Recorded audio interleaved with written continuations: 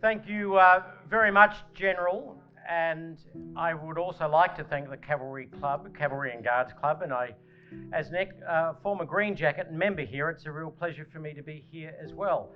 I would also like to pass my thanks to Caroline for organising this week, and Andrew Fox and the Don Hanson Charitable Foundation, so thank you very much. Another round of applause. So tonight is to support the Maggie Oliver Foundation and Hear Their Cries, protecting children worldwide. Now, when you say protecting children, that has a positive connotation, but unfortunately it also means children need protection, which gives a negative connotation that some pretty horrible things happen in the world. So let me start off by thanking you for coming and engaging in what is sometimes a very difficult subject.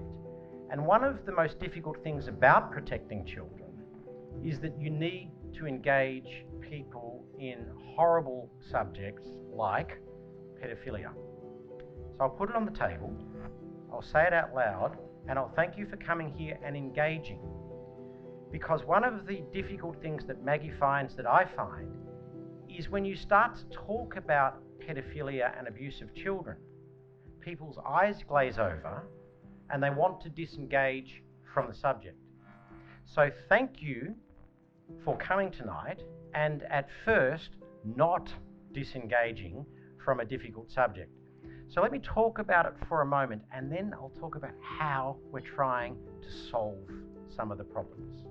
And I'm going to finish on a positive note after I start some of the negative things. Now, who am I? My name is Professor Andrew MacLeod. I'm a visiting professor at King's College London in both genetics and war studies.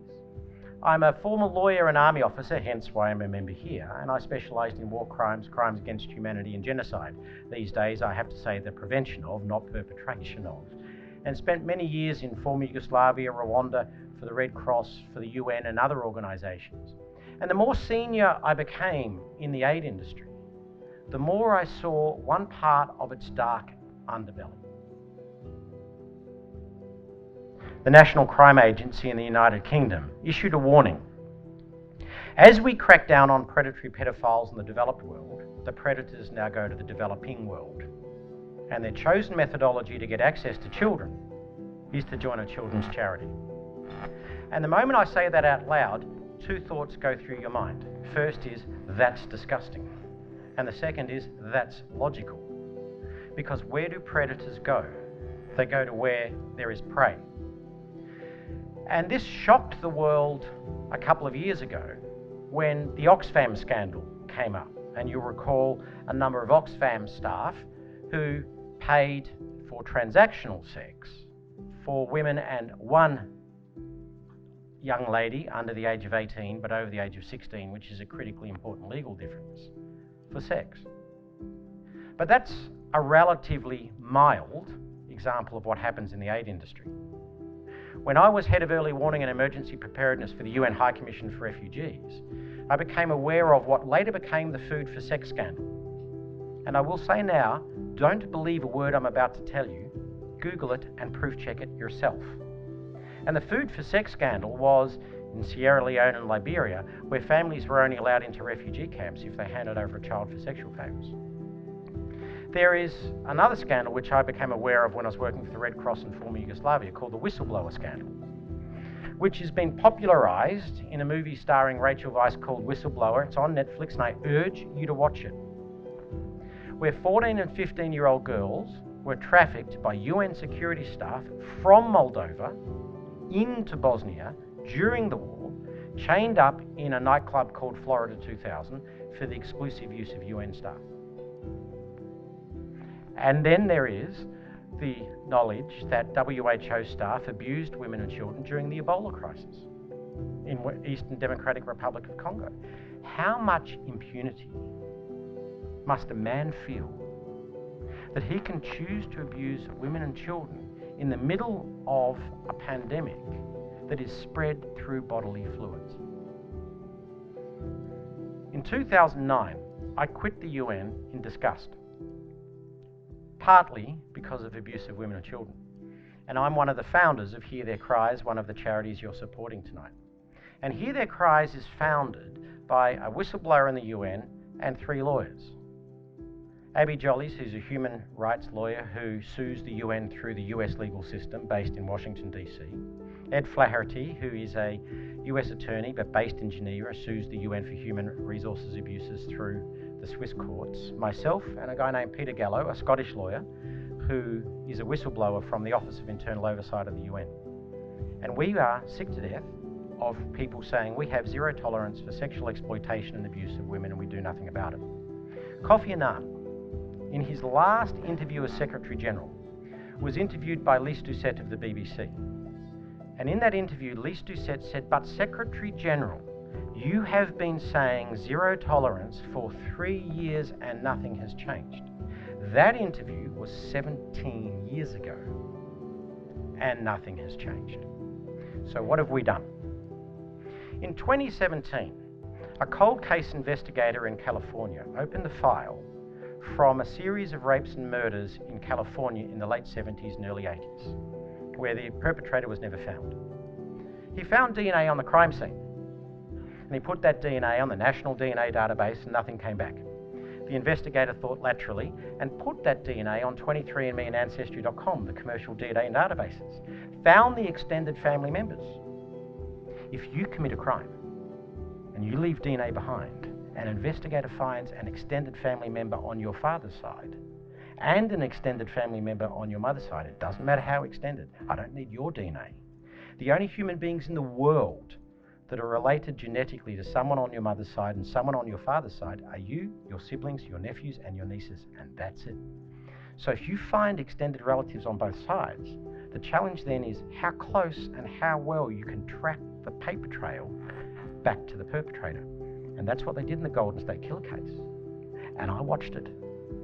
And I thought, hang on.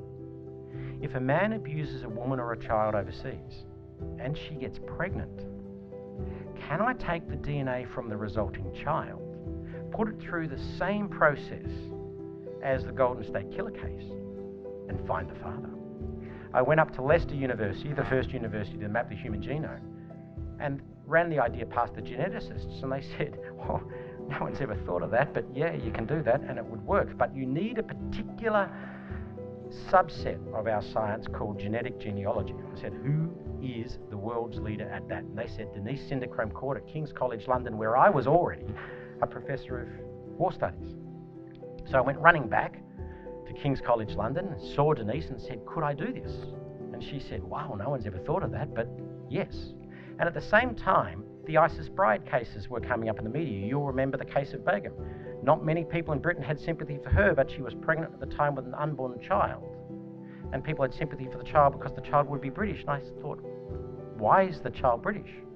And the lawyer in me opened the Immigration Act, went through it. If you are born of a British father, you are British, as of right, as of birth. So if a British man abuses a woman or a child overseas and she gets pregnant, that child is British, as of birth, as of right. I thought, well, if we can find the father, we can then sue in the British courts for child support. We can get that child a passport to give them another future. And if the mother was under the age of 16, there is an area of British law, as in the US, as in Australia, called the extraterritorial child sex tourism legislation, that makes it unlawful for a British person to have sex with a child under the age of 16 anywhere in the world. These predators go to places like the Democratic Republic of Congo because they assume if they get caught, they just play off the police. Not anymore. I can bring him here. I can put him in front of the courts here. So we created this technology, and with the help of King's College, the law firm I chair, Griffin Law, and Hear Their Cries, we've now created a network of pro bono lawyers around the world. And we've run an experiment in the sex slums north of Manila. We've taken DNA samples from 37 children born from transactional and sexual abuse in Philippines. Of those 37 samples, we have found 34 fathers. And my role is we do the genetics, we track them, we find who they are, I jump on a plane and I knock on their door.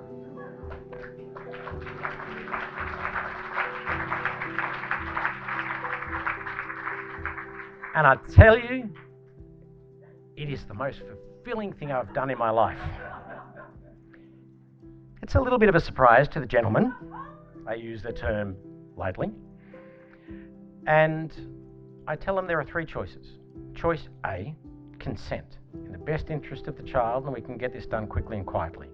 Don't consent, and we'll drag you through the courts and we'll hold you to account for the legal expenses. Or thirdly, bury your head in the sand and pretend it's going away, but I'm standing on your front door. And we have had a whole range. Some fathers have done the right thing immediately. One father, his first response to me was, I hope you're not a scammer, I've always wanted a son. And the child was 12 years old, living on the side of a garbage dump, literally. The mother had vanished. This child is now getting an education paid for, is now getting a US passport, and the deal between, now we've found the mother and the father, is once the child turns 18, he goes to the United States and is getting a US passport. So he's going from abandoned, living on the side of a garbage dump, to an education and a future. Another child, M, female, she's a wonderful kid. I'm the child's lawyer, not the mother's lawyer, so I develop a relationship of trust with the child. The child calls me up when she's 11, and she told me her mother was initiating a sexual abuse against her. We launched a rescue operation with our social workers on the ground, and she's now living in a government shelter. Government shelters in the Philippines are not great, but when the staff know the child has a foreign lawyer, the child's looked after. We've identified a foster family in Australia, and we've got a declaration of parentage through the Family Division of the High Court in Australia, and we're now applying for the child's Australian nationality because it's not automatic in Australia as it is in the UK. And if we achieve that nationality, the child will go to Australia and have a foster family and an education. The foster family is one I know well, where the mother is Australian and the father is Filipino. He speaks Tagalog. They have 6 other daughters, so there's a safe environment for the child to go in. Another child, B, and B and M are important for tonight, and I'll explain why in just a second, and then I'll wrap up. B, 16 years old, or I should say child M, living in a government shelter, victim of sexual abuse, born from sexual abuse. Her school results last year, at the age of 14, she averaged 87% across her subjects, and I am so proud of her. She's a great little kid. Child B, the father is Canadian, lives in Calgary. I staked out his house for 3 days. He knew I was looking for him. He tried to run away from me. We had a car chase in Calgary. There's a documentary that'll come out on this next year, and you'll see part of the film on this. So we got detained by the police. The police put Norman, I don't mind telling you his real name, in one room and me in the other, and the police are like, well, he's accused you of harassment. I'm like, well, I've just got these court papers to serve on him, and then what about? I said, he's abandoned his teenage child in the Philippines, and the police were fantastic. Those of you who are lawyers in the room know you need to have witness of service. There's no better witness of service than 3 big burly policemen in Calgary standing around the man as you say, Norman, you're served. The court date's the 19th of December that we have for him. The money that we're raising tonight is split between the Maggie Oliver Foundation and Hear Their Cries. 100% of the funding that we raise tonight for Hear Their Cries will go to Case M and Case B. Hear Their Cries, everybody in Hear Their Cries works for free. The network of lawyers that I've built in the US, Canada, Australia, the UK, all do the work pro bono. There are 0 administrative costs in Hear Their Cries. So, the money for tonight is going to go to Case M and Case B. Case M, we've got to get her to Australia. We've got to get her a Philippines passport, we've got to get her Australian passport, we've got to pay for things to move her to another country. She's 14 and she's a wonderful kid. And Case B. When I started this work, I thought it was about a child support order, I thought it was about a passport. Child B has a very strong dimple in her chin. And when I found the father has a very strong dimple on the chin.